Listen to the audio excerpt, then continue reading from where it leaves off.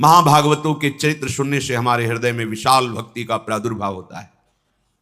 द्वादश महाभागवतों में भीष्म जी महाराज बड़े ही महामहिम प्रभु श्री कृष्णचंद्र के अनन्य भक्त हैं और ऐसी सत्यनिष्ठा किसी भगवत स्वरूप महात्मा में ही पाई जाती, अन्यथा नहीं। अमोघ वचन, जो निश्चय कर लिया वो प्राणपण से निर्वाह किया, जिनके जीवन में सत्य ही सत्य है। कल आप प्रसंग सुन रहे थे, शास्त्रों अश्वमेध यज्ञ राजसू यज्ञ आदि करके तपोधन महाभिष नाम के राजा ब्रह्मलोक को प्राप्त हुए। ब्रह्मलोक सभा में वो विराजमान थे। भगवती गंगा जी पधारी तो वायु देवता ने उनके अंचल को खिसकाया, जिससे समस्त वहां विराजमान ब्रह्म सभा में अपनी ग्रीवा झुका ली। पर महाभिष गंगा जी को देखते रहे और गंगा जी महाभिष को। इसलिए ब्रह्मा जी ने उन दोनों से कहा कि तुमने ये मानुषिक वृत्ति धारण की, ये ब्रह्मलोक सभा में विराजमान के अंदर ऐसी वृत्ति नहीं होती, इसलिए तुम मनुष्य लोक में जाओ, मनुष्य बनो जाकर। पीछे वर्णन किया था कि ये सब गंगा जी का ही रचा हुआ विधान था, क्योंकि अष्ट वसुओं ने वशिष्ठ जी के शाप से मनुष्य लोक में जन्मने की बात गंगा जी से प्रार्थना की थी कि मुझे और कोई साधारण स्त्री अपने गर्भ में धारण नहीं कर सकती, हे माँ आप कृपा करो और मुझे अपने गर्भ में धारण करो। तो गर्भ में धारण करने वाले पिता का चयन ब्रह्मलोक में विराजमान महाभिष के रूप में श्री गंगा जी ने किया। वही भूतल पर प्रतीप राजा के पुत्र महाराज शांतनु के रूप में प्रकट हुए ब्रह्मलोकवासी महाभिष राजा। यम यम कराभ्याम स्पृशति जीर्णम सा सुखमश्नुते पुनर्युवा च भवति तस्मात् तम शांतनुम विदु इति तदस्य शांतनुत्वम। बड़े बड़े ब्रह्म ऋषियों ने इनके प्रभाव को ज्योतिष के द्वारा देखा। यम यम कराभ्याम स्पृशति, जिसको ये छू लेंगे हाथ से तो जीर्णम सा सुखमश्नुते, भले उसकी जीर्ण अवस्था हो वो तुरंत जवान हो जाएगा और सुखपूर्वक पूरा जीवन रहेगा, उसे कभी अशांति छू नहीं सकती, परम शांति बनी रहेगी। इसीलिए इति तदस्य शांतनुत्वम, इनका नाम शांतनु रखा गया। बड़े ही प्रभावशाली बाल्यावस्था से ही थे। जब इनकी नौ किशोर अवस्था थी तो महाराज प्रतीप ने अपने पास बैठाल करके कहा कि मुझे जब मैं तपस्या कर रहा था हरिद्वार में तो एक देवी प्रकट होकर मेरे से बात कही थी कि जब तुम्हारा पुत्र यौवन अवस्था को होगा तो मैं समीप जाऊंगी, पर वो हमसे कभी कोई प्रश्न ना करे, वो तुम्हारे कल्याण के लिए है। ध्यान रखना, तुम्हें यदि कभी दिव्य सुंदरी नवयुवती मिले और तुम उसके रूप से प्रभावित हो जाना तो जान लेना ये वही सुंदरी है। पर यच्च कुर्यान्न तत्कर्म सा पृष्ठव्या त्वया नघ मन योगात भजंतीम ताम भजेथा इत्युवाचकम। वो जो कार्य करे कभी प्रश्न मत कर देना, कभी पूछ मत लेना कि तुमने ऐसा क्यों किया। यदि तुम पूछ लोगे तो उसी समय वो तुम्हारे पास से चली जाएगी। मेरी आज्ञा है, वो कौन है, क्या कर रही है, कहां से आई है, कहां को जाएगी, ये कोई प्रश्न तुम्हारे नहीं होने चाहिए, ये मेरी आज्ञा है। ऐसा शांतनु जी को प्रतीप उनके जो पिता थे उन्होंने समझाया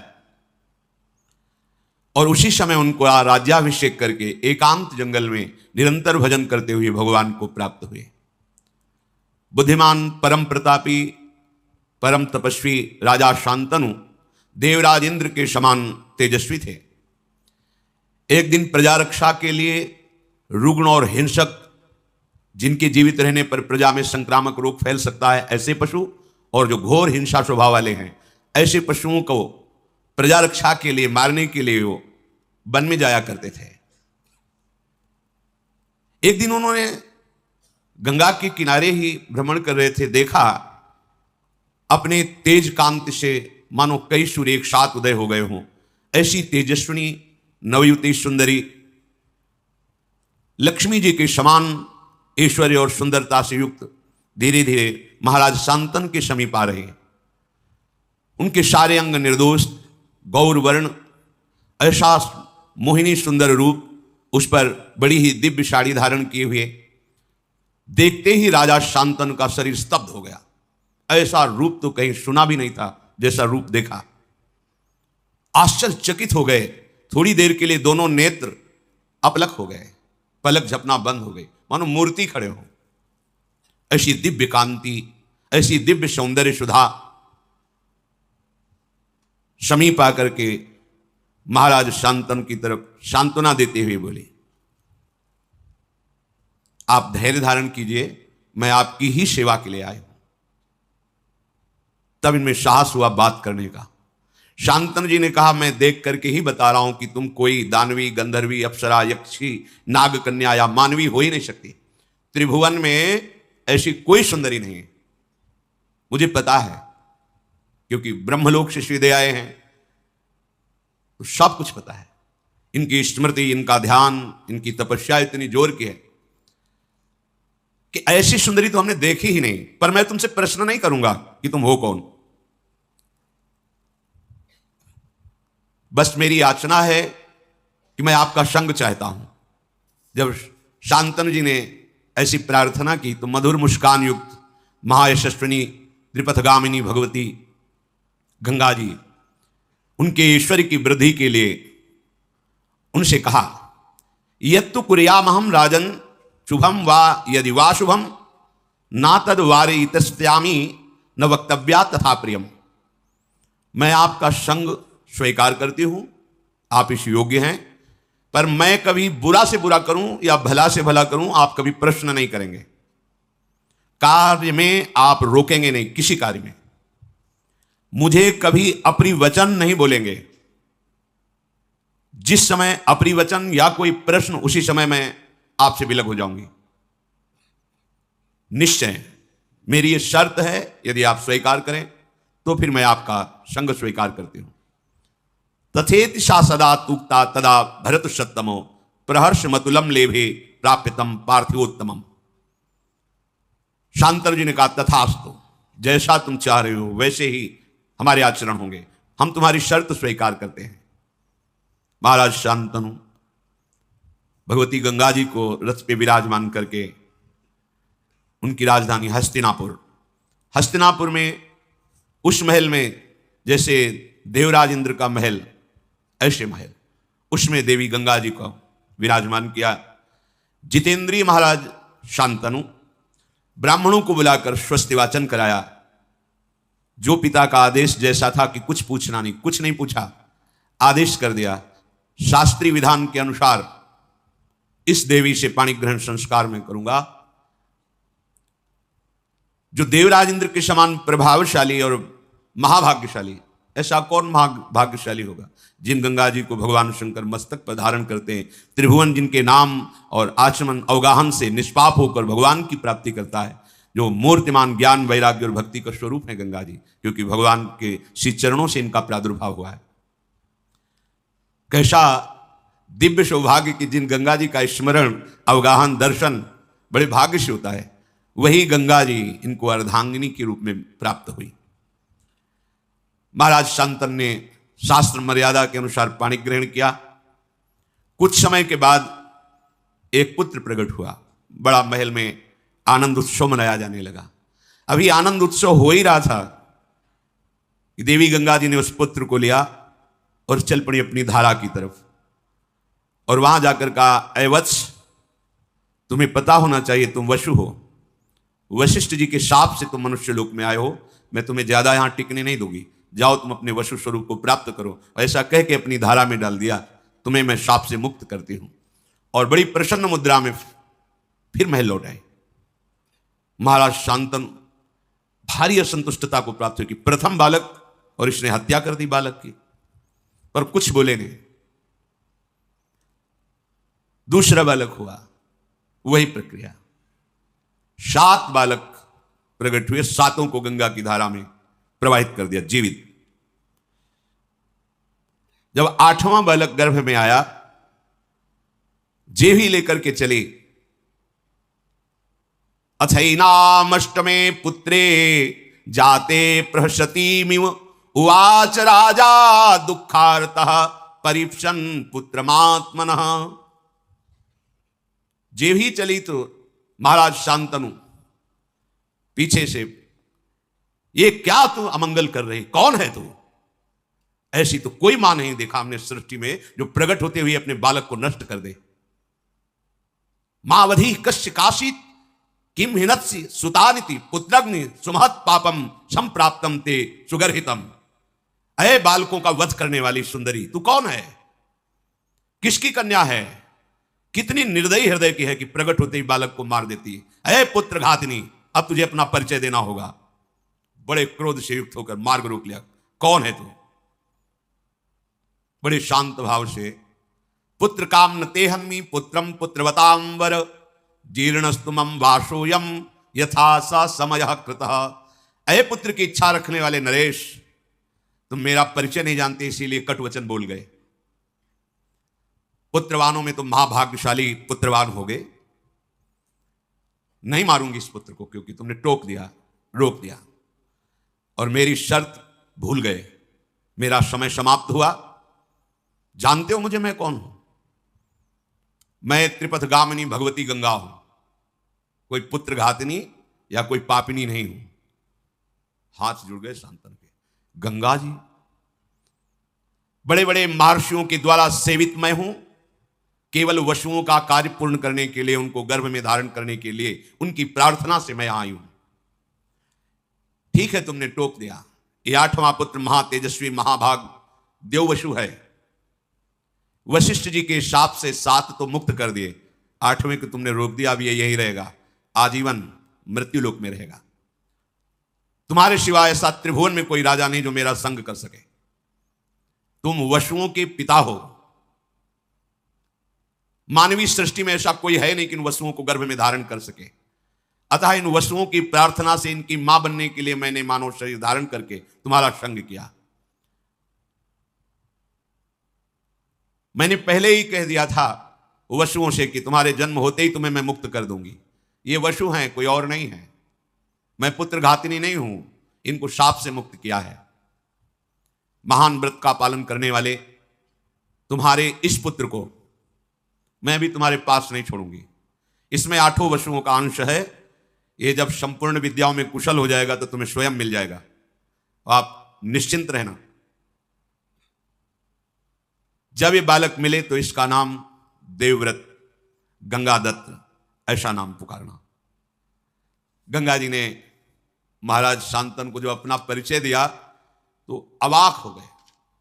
मेरी पत्नी के रूप में भगवती गंगा जी थी। अगर पहले बता देते तो शायद उनकी साहस वृत्ति इतनी ना पड़ती। महाराज बहुत उदास हो गए। देखते ही देखते पुत्र सहित गंगा जी अंतर्धान हो गए। सासमा षोडशाष्टौ च चतस्त्रोष्टौ तथा पराः रतिमप्नावन स्त्रीषु बभूव वन गोचरः। 16, 8, 4, 8 36 वर्ष तक गंगा जी के वियोग में वहीं वन में ही अधिक समय व्यतीत करते महाराज शांतनु। वही गंगा जी का ध्यान, उन्हीं का स्मरण। भारी वियोग हृदय में हुआ क्योंकि जब परिचय मिला तो अंतर्धान हो गई। 36 वर्ष। एक दिन विचरण कर रहे थे, देखा गंगा की धारा प्रवाहित होती हुई रुकने लगी। विचार किया कि ऐसा कैसे हो सकता है। आगे बढ़े तो देखा विशेष रूपवान, बलवान, आचारवान, तेजस्वी एक बालक अपने धनुष में प्रत्यंचा चढ़ाकर बाणों से गंगा की धारा को रोक दिया है। लौकिक अलौकिक समस्त अस्त्रों की कलाएं उसमें विराजमान हैं।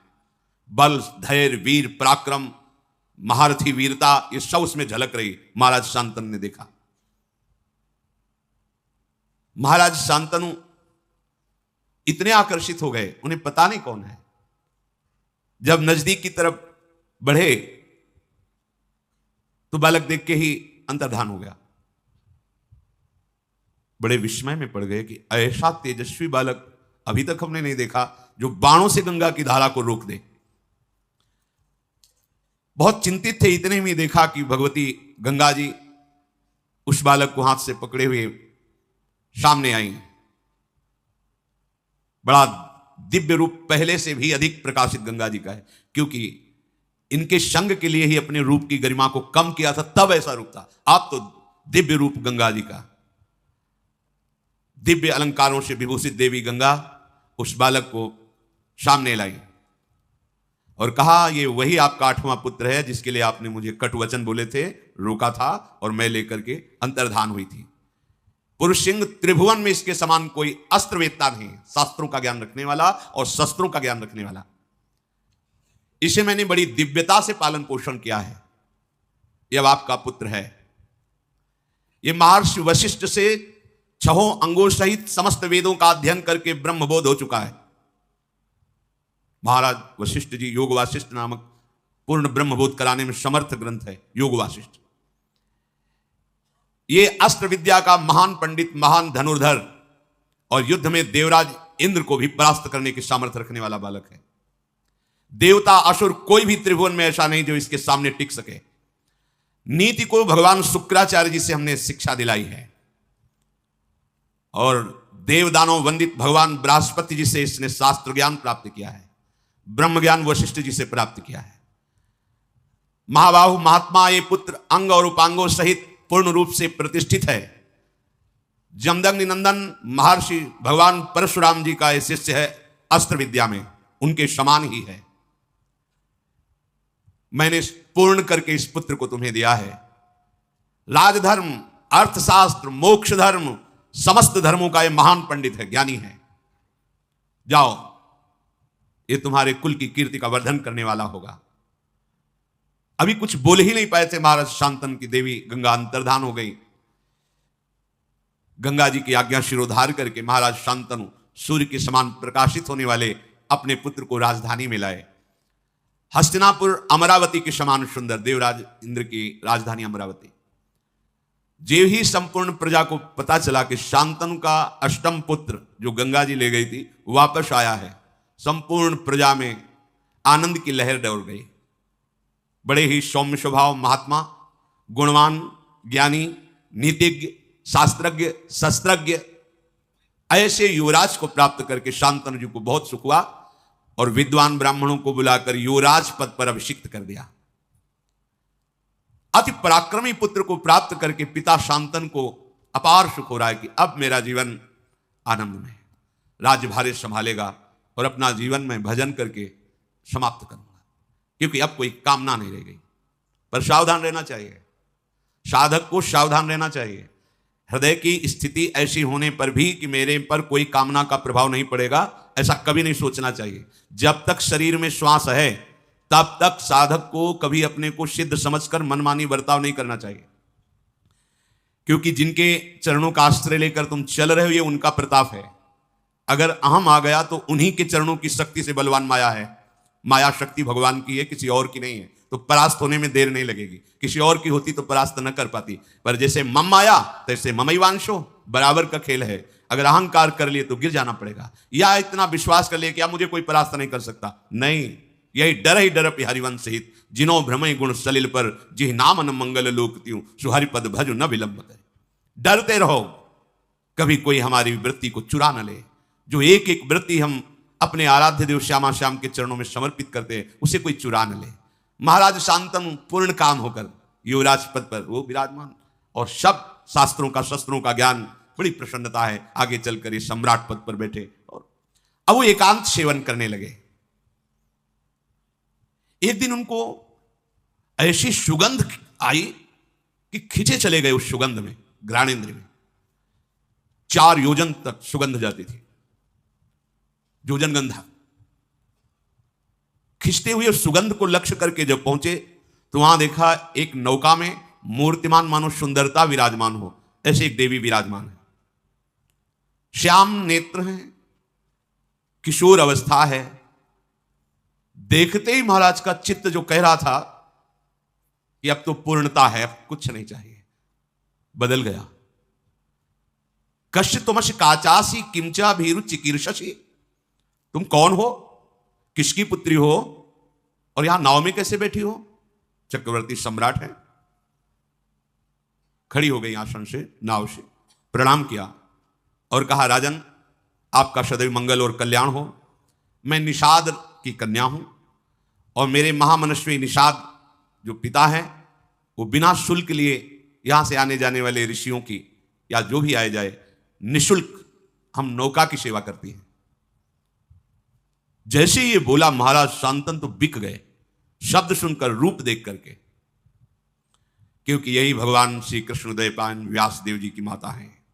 भगवान का अवतार हो चुका है इनके गर्भ से, आगे स्वयं वर्णन करेंगे। अभी यौवन अवस्था में प्रवेश हुआ था कि भगवान पाराशर जी नदी से पार जाने के लिए नाव में बैठे, तो मस्तक पर देखा कि इसका तो संयोग है और इसके गर्भ से मेरे अंश से भगवान का प्रादुर्भाव होने वाला है। भगवान व्यासदेव जी भगवान श्री हरि के अवतार हैं। उनका देवी, मैं दिव्य दृष्टि से देख रहा हूं कि इसी समय तुम्हारे गर्भ से भगवान का अवतार होगा। उनका भगवान, अभी तो मैं यौवन अवस्था को भी प्राप्त नहीं हुई हूं। तत्काल उनके अंदर यौवन अवस्था का आविर्भाव हो गया। भगवान, मेरे शरीर से मछली की सी दुर्गंध आती है। तत्काल योजनों सुगंध से आकृष्ट, अभी आए ना महाराज शांतनु, सुगंध ही सुगंध। महाराज, दिन का प्रकाश है, भारी कोहरा पैदा कर, समर्थ भगवान पाराशर। महाराज, अगर गर्भ हुआ तो हमसे फिर ब्याह कौन करेगा? कन्याओं में, पंच कन्याओं में तुम पवित्र कन्या रहोगी। महाराज, गर्भ तो धारण करना पड़ेगा। नहीं, इसी समय प्रकट होगा, गर्भ भी नहीं धारण करना पड़ेगा। भगवान पाराशर जी की कृपा से उसी समय श्री कृष्ण द्वैपायन भगवान व्यासदेव जी का प्रादुर्भाव, और प्रकट होते ही मृगचर्म कमंडल हाथ में लिया और प्रणाम किया। ऐसे नहीं कि प्रकट हुए बच्चे हो, पाराशर जी बच्चा लेके चले, ऐसे नहीं, कमंडल लिया और बोले मां जब कभी आवश्यकता हो तब याद मात्र कर लेना, मैं आपकी सेवा में उपस्थित हो जाऊंगा। श्री कृष्ण द्वैपायन भगवान व्यासदेव जी की मां है। राजा शांतनु को ऐसा पूर्व का कुछ पता नहीं, और पाराशर जी ने तत्काल जो कन्या स्वरूप वही प्रकट कर दिया था। शांतनु उनके रूप, माधुर्य, सुगंध और वाणी भगवान व्यासदेव की मां है।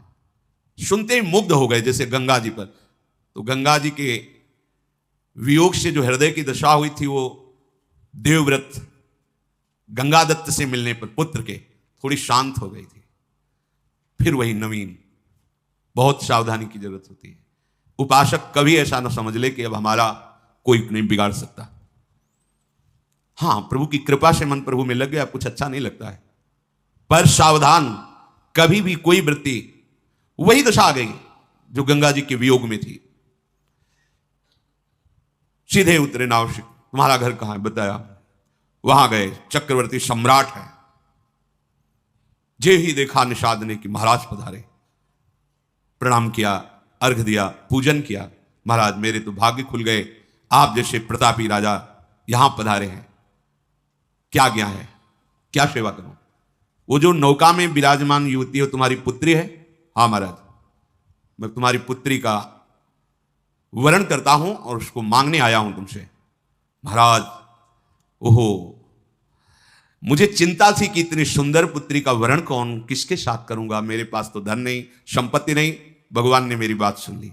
आप जैसा तेजस्वी, आप जैसा महान सम्राट स्वयं मांगने आया, ये तो मेरी पुत्री का भाग्य और मेरा भी भाग्य है। परंतु आप राज्य के अधिकारी मेरी पुत्री के नहीं, पुत्री का अधिकार मेरे हाथ पर है। तो अब मैं जैसा कहूंगा वैसा आपको करना होगा, तब आपको पुत्री मिलेगी। राजा के रूप में आपका स्वागत कर लिया, पर पुत्री मांग रहे हो तो उसके लिए मेरे पास शर्त है। उस शर्त को पूरी करो और पुत्री को ले जाओ। यदि आप मेरी पुत्री को अर्धांग में विराजमान करना चाहते हो तो सत्य को सामने रखकर मेरे सामने प्रतिज्ञा करो, इससे जो संतान होगी वही हस्तिनापुर के सिंहासन पर विराजमान होगी। शांतनु ने कहा, ऐसा कभी नहीं हो सकता, मैं गंगा पुत्र देवव्रत के स्थान को किसी को नहीं दे सकता। तुरंत वहां से चल दिए। अब हृदय में वही विरहाग्नि जो गंगा जी के अंतर्धान होने पर हुई थी। अब बोल सकते नहीं किसी से, हृदय जल रहा है एकांत में, बस कि अब क्या करें, कोई उपाय नहीं। देवव्रत युवराज पद पर हैं और पूर्ण समर्थ है, मैं उनके भाग्य पर ऐसा नहीं कर सकता कि वो राजा ना बने और इसका पुत्र राजा बने, कभी नहीं कर सकता। अपने सुख के लिए ऐसा कभी नहीं कर। दुचित हो गए, इधर ये भाव और उधर उस रूप और वाणी को सुनने के बाद बिक गए महाराज शांतनु। रोज का रोज शरीर बीमार होने लगा, अस्वस्थ होने लगे महाराज शांतनु। देवव्रत ने एक ही दृष्टि में देखकर पहचान लिया कि कोई आंतरिक विषय है जिस पर महाराज अस्वस्थ हो रहे हैं। जाकर के प्रणाम किया और कहा, पिताश्री आपका कुशल मंगल। भूमंडल का क्या कोई ऐसा भी नरेश है जो आपकी आज्ञा का पालन नहीं कर रहा? आप आदेश कीजिए, अभी मैं उसको परास्त करके आपके चरणों में। या कोई आपकी ऐसी आंतरिक दुख वृत्ति है जो आप किसी को बता नहीं सकते? अब आपका मौन रहना ठीक नहीं। आपके स्वास्थ्य के लिए आप चक्रवर्ती सम्राट पद पर हैं, आपको बोलना ही होगा, आपको हमसे बात करनी होगी। आपकी कांति मलिन हो रही है, आपका शरीर पीला हो रहा है, आप खिन्न हैं। साधारण बात तो है नहीं, ये कोई रोग नहीं है। मैं जानता हूं कि मैं प्रतिकार कर सकता हूं आपके इस चिंतन का, पर आपको उत्तर देना होगा। शांतन ने कहा, बेटा इसमें संदेह नहीं कि मुझे कोई रोग नहीं है, मैं भारी चिंता में डूब गया हूं। कैसे तुम्हें बताऊं, तुम पुत्र हो, कैसे तुम्हें अपनी चिंता की बात बताऊं? पर जब तुम पूछ रहे हो तो तुम इस विशाल वंश के मेरे एक ही पुत्र हो।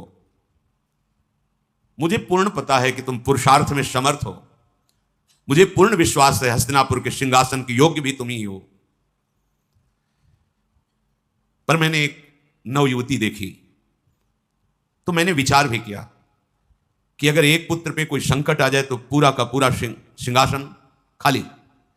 इस भाव की पूर्ति के लिए भी, और मेरा मन भी आसक्त हो गया है, इसके लिए मैं द्वितीय विवाह करना चाहता था, पर ऐसी शर्त रख दी कि मैं उसे निर्वाह नहीं कर सकता।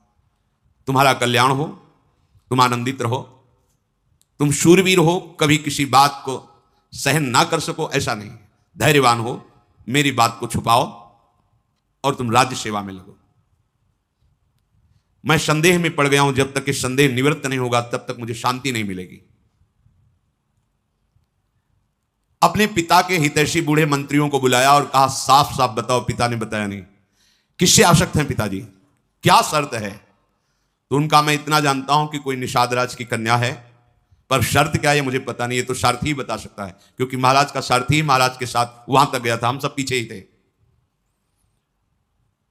देवव्रत जी ने पिता के सारथी को बुलाया और प्रणाम किया, क्योंकि पिता के ही तुल्य सम्मान नहीं होता है, और कहा, महाप्राज्ञ अर्थात तुम परम ज्ञानी हो, जो मैं पूछ रहा हूं पिता के हित के लिए, राजा के हित के लिए पूछ रहा हूं, सत्य बोलना। किससे मेरे महाराज का अनुराग हो गया है? तुम सत्य परिचय बताना, और क्या शर्त है? उनका, महाराज वो कोई राजकुमार की कन्या नहीं है, राजा की कन्या नहीं है, वो एक धीवर की कन्या है, पर इतनी सुंदरी है कि मैंने भी ऐसी सुंदरता नहीं देखी। आपके महाराज ने जाकर के मांगा स्वयं कि मुझे पत्नी के रूप में वरण करने के लिए अपनी कन्या दे दो, तो उसने शर्त रख दी कि इसके गर्भ से जो पुत्र होगा वही हस्तिनापुर का सम्राट पद स्वीकार करेगा। आपके पिताजी वहां से तुरंत चल दिए कि मैं ऐसा कदापि नहीं कर सकता। इसके बाद ऐसी दशा को प्राप्त है, अब आपको जैसा उचित लगे। देवव्रत ने समस्त वृद्ध मंत्रियों को बुलाया और भी विशिष्ट अधिकारियों को, क्योंकि युवराज पद पर हैं, और बिना सूचना के अपने पिता के सारथी को लेकर वहां पहुंचे निषाद के घर में। जो ही निषाद ने देखा कि देवव्रत अपने मंत्रिमंडल के साथ पधारे हैं, विधिवत पूजा करके पृथ्वी पर माथा रख करके प्रणाम किया और कहा, आज मेरे भाग्य खुल गए कि आप गंगापुत्र देवव्रत हमारी कुटिया में पधारे, अहो भाग्य। उन्होंने कहा, यहां मैं पूजा स्वीकार करने नहीं आया, याचना करने आया हूं। क्या शुल्क रखा है आपने अपनी पुत्री के लिए? जो भी चाहोगे मैं तुम्हें दूंगा, पर मेरे पिताश्री के लिए तुम्हारी ये कन्या चाहिए। महाराज, वो तो स्पष्ट मैंने कह दिया था कि हमारी पुत्री के गर्भ से जो पुत्र होगा वही राज सिंहासन पर बैठेगा। और महाराज, शांतन के आप अकेले पुत्र हैं, शस्त्रधारियों में श्रेष्ठ हैं, आपके सामने कोई टिक नहीं सकता, मुझे पता है। तो भला मैं अपनी पुत्री के पुत्र की रक्षा के लिए ऐसा वरदान क्यों ना मांगूं? कहीं आपकी भ्रकुटी बिगड़ गई तो? ये कन्या मेरी नहीं है, ऐसा मत समझना कि निषाद की कन्या है। ये आर्य पुरुष की संतान है, ये गुणों में आपके समान है, जन्म भी आपके समान ही महापुरुषों से हुआ। इसका मछली के उदर में सत्यवती जी को निकाला था निषाद ने, इसलिए पिता कह गए। सत्यवती की योग्य अगर भूमंडल में है तो केवल महाराज शांतनु ही है, मुझे पता है, पर मैं बिना शर्त के नहीं दे सकता। इस शर्त का तुम्हें पालन करना होगा। क्योंकि मुझे पता है यदि आप गुस्सा हो गए तो आपका शत्रु चाहे गंधर्व हो या देवता हो या कोई दैत्य हो आपके सामने टिक नहीं सकता। सत्यवती का बालक अगर कोशिश भी करेगा तो राज सिंहासन के समीप भी नहीं पहुंच सकेगा, क्योंकि आप जैसा महारथी है। इसलिए मैं अपनी पुत्री नहीं दे सकता जब तक आप या आपके पिता ऐसा वचन नहीं देते।